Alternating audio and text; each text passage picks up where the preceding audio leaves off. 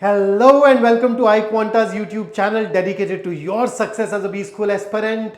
If you're new here, don't forget to subscribe. I am Vikrant, your personal coach for all things related to English, VARC, language, and then subsequently, of course, communication skills and mental aspects of preparation. So I am starting a new series for you called 100 Passages with 100 percentiler, which is going to be me. So you know that I have 100% and 100 percentile in the VARC section of the CAT. So I do teach you a lot of different concepts and then I talk about the approaches. All that is fine, but then you know what can help you get an edge? Practicing more of those passages with me, where the goal at the end of my course is to ensure that when you approach a question, you start thinking the way I think. You attack that question the way I attack it. You eliminate the options the way I eliminate it. And that is how a great score is possible for you as well. So in this particular series, we will go through 100 high quality passages together. And by the end of it, if you are regular, if you keep on working, chances are very, very high that the next time around when you solve a question and you're stuck, you'll ask yourself, hey, how will Vikrant approach it? And you'd know exactly how I want to approach it. So have fun with these passages, work on these with me, and we'd of course continue for 99 more sessions. Let's start. So let us go ahead and dive into the passage. So it talks about something called stoicism. But before you and I start discussing it, I think it'll be a great idea for you to read it and attempt it. And once you are done, we can of course go ahead, read it together and solve the questions together. So my suggestion, hit that pause button, read this. Once you're done reading it, play. Which should take you to the next slide. So I'll keep a gap of around 3-4 seconds between those transitions. Then there are going to be questions.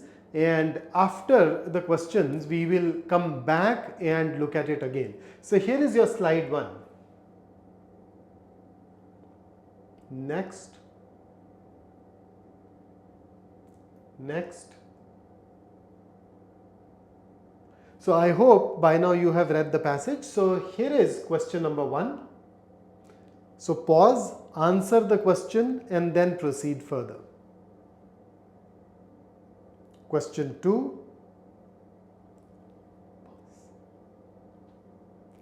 Question 3. And question 4. So, I hope by now you have gone through the passage and attempted all the questions. Let us join me for a discussion now.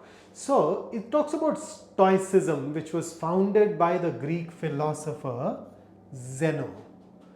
Now, you know where this term comes from? In the Greek architecture, we happen to have this feature called stoa. So, this is what a stoa looks like. So, you notice a long covered walkway. So, Zeno used to preach while standing on a stoa, and that is why the philosophy came to be known as Stoicism, right? So it was founded in 300 BC and survived into the Roman era until about AD 300, so a 600-year span. Now, according to the Stoics, emotions consist of 2 movements. The first movement is the immediate feeling and other reactions. So what other reactions? Physiological responses. So the responses that get triggered in your body. So this first response occurs when a stimulus or event occurs. So whenever something happens to you, you have this first response, which is linked with feeling and some associated physical responses. For instance, consider what could have happened if an army general accused Marcus Aurelius of treason in front of other officers. So treason basically means showing no loyalty to your country, especially when you help your enemies in a war. So Marcus Aurelius accused by a general of treason in front of everybody.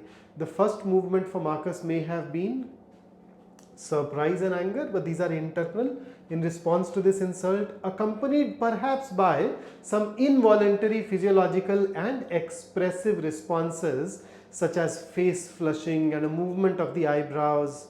So you notice, so when you say expressive responses, these are basically gestures or features that the other person is able to notice. The second movement is what one does next about the emotion. Second movement behaviors occur after thinking and are under one's control. So these things, somehow it suggests that the first response is instinctive. It happens on autopilot, we don't control it, but the second response that takes place after thinking is under our control. So examples of second movements for Marcus might have included a plot to seek revenge, action signifying deference and appeasement. Okay, so deference and appeasement is like you consider that other person important, so you'd like to ensure that he remains in your good books and you try to placate him or please him, or perhaps proceeding as he would have proceeded whether or not this event occurred. So indifference is also an option.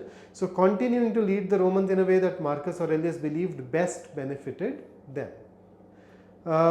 In the Stoic view, choosing a reasoned, unemotional response as the second movement is the only appropriate response. So now we know about Stoicism, two types of responses, and it is the second unemotional response that Stoics prefer.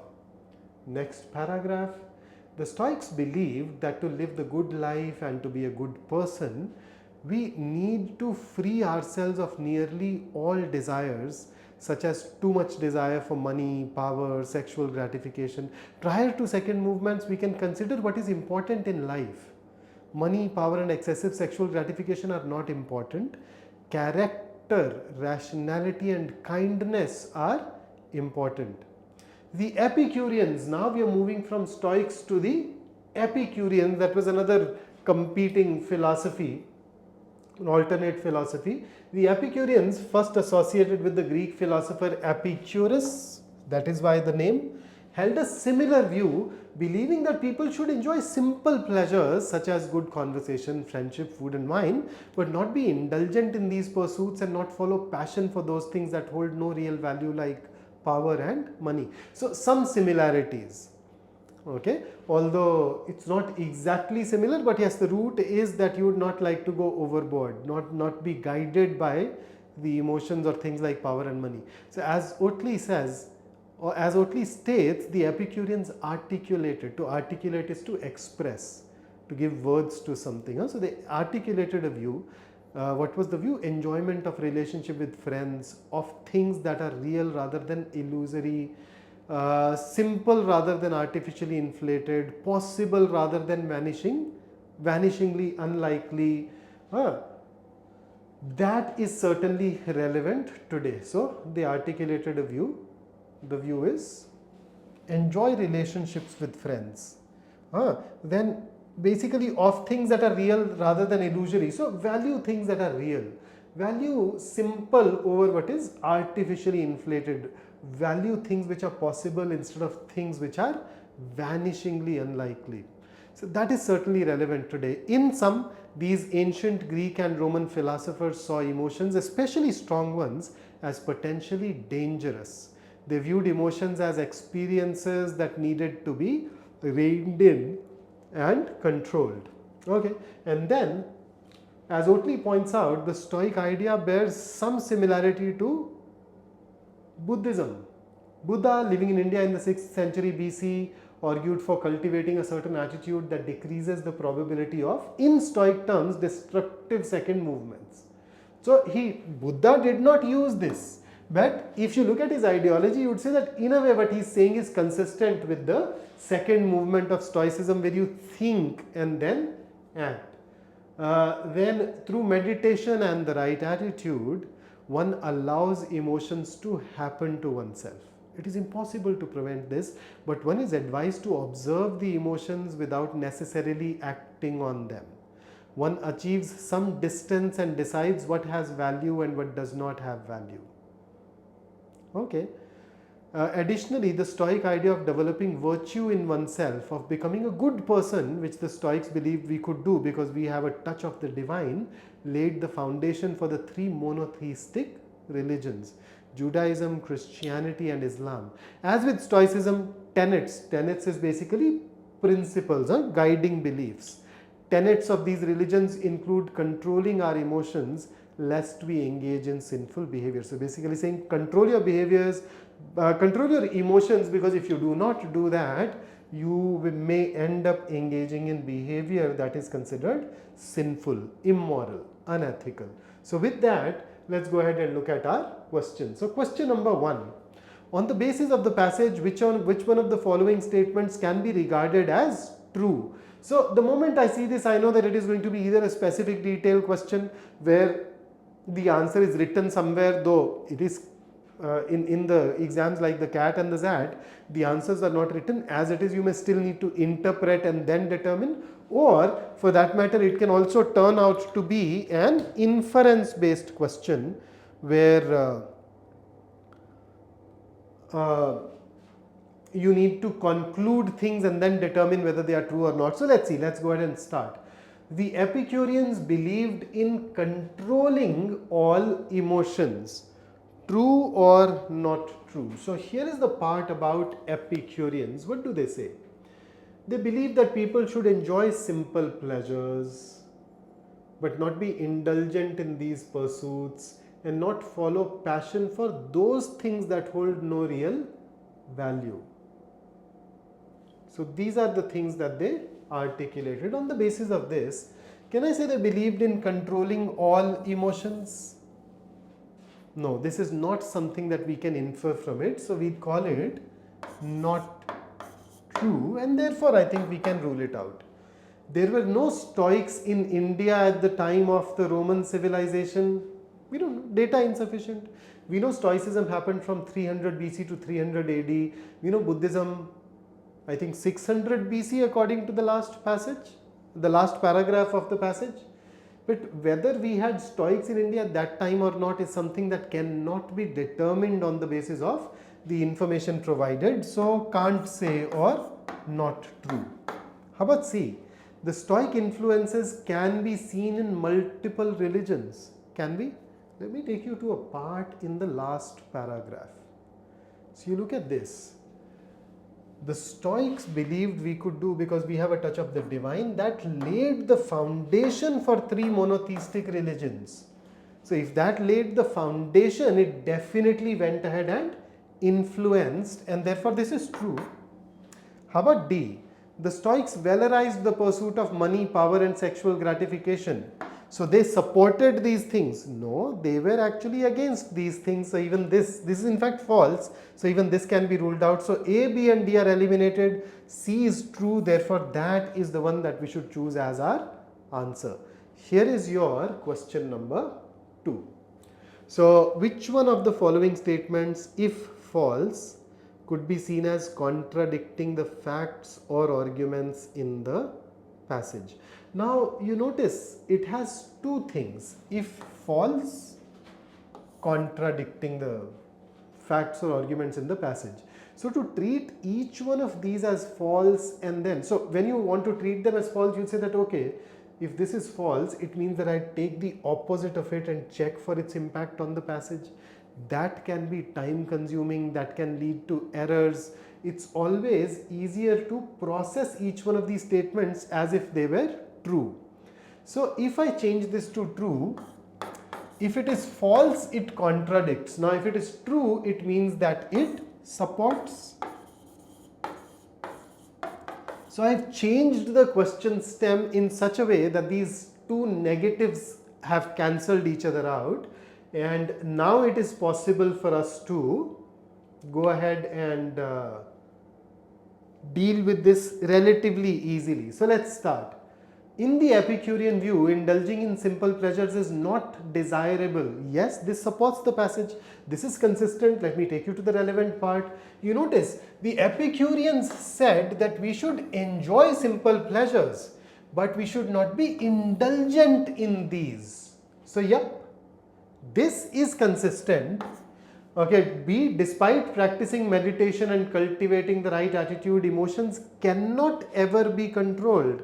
I remember something along these lines written in the last paragraph, where it says that through meditation and the right attitude, one allows emotions to happen to oneself.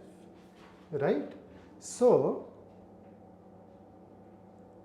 to say that they cannot ever be controlled, that is not consistent with the passage.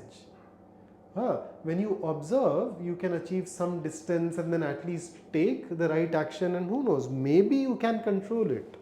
So we cannot be definitely sure of two. Okay, see, in the Stoic view, choosing a reasoned, unemotional response as the first movement is an appropriate response to emotional situations. Looks suspiciously right, but no. In the Stoic view, this was not the first movement but the second movement, and therefore this is not true. So even this gets ruled out. D, the Greek philosopher Zeno survived into the Roman era until about AD 300. Yeah, this philosophy which was started by Zeno started in 300 BC. According to the passage, the philosophy survived until around 300 AD for 600 years. So obviously, when it was started in 300 BC, Zeno has to be alive. Can a person be alive 600 years later? No. So this is not true. It is the philosophy that survived until then, not the person himself. So even this can be eliminated. So considering that B, C and D are ruled out, our answer for this is going to be option A. And with that, let's dive into the next one. Through meditation and the right attitude, one allows emotions to happen to oneself. It is impossible to prevent this, but one is advised to observe the emotions without necessarily acting on them. One achieves some distance and decides what has value and what does not have value. So these are sentences that have been picked up from the last part of the passage, last paragraph. So in the context of the passage, which one of the following is not a possible implication of the quoted statement? So basically, which one of is not a possible implication? So notice, implication, the other side of implication is what? Inference. And look at the word possible. So three of these are going to be hopefully true, okay, and one is going to be not true. So normally we'd say that we go ahead and pick up the one which is not true as our answer, but then because it also has this possible, it means that even those conclusions which are can't say, which are possibilities, can be considered. So there has to be one which sort of contradicts the passage or is farthest from being true. So we'd go ahead and pick that as our answer. So let's start. How about A? Meditation allows certain out of body experiences that permit us to gain the distance necessary to control our emotions. This is not mentioned here at all. So I'd say this is something that cannot be determined. We have no basis, no data to arrive at it. B, emotional responses can make it difficult to distinguish valuable experiences from valueless experiences. Yes, it can make it difficult. That is why we want to gain that distance. So this is true. C, the observation of emotions in a distant manner corresponds to the second movement referred to earlier in the passage. Absolutely yes. If you refer to the first paragraph, you would find this consistent. D, meditation and the right attitude in this instance implies an initially passive reception of all experiences. Yes, we can actually infer this from this particular part. Will you allow emotion to happen to you? But then you observe it without necessarily acting. So when you're not acting, you're obviously being passive, and therefore D is also true, and thus which one of these is not a possible inference? B, C and D are inferences, so that leaves us with A. So we'd go ahead and mark that as our answer, and with that let's go ahead and dive into our fourth question. So which one of the following statements would be an accurate inference from the example of Marcus Aurelius? So here is that example. Somebody accused him of treason, and then there are these things that are talked about. So let us see. Marcus Aurelius was humiliated by the accusation of treason. Was it an actual instance? Was it an actual instance? Look at what it says. What could have happened if?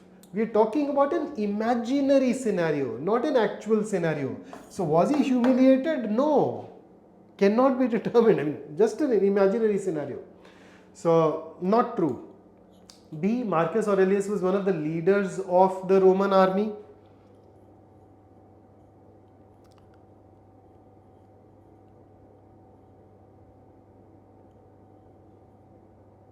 So, let's see. Maybe my GK kicks in here and I know he was a leader, but then even otherwise, notice that there is a general who's accusing somebody of treason in front of other officers, which indicates that he is also going to be an officer. Any other clue?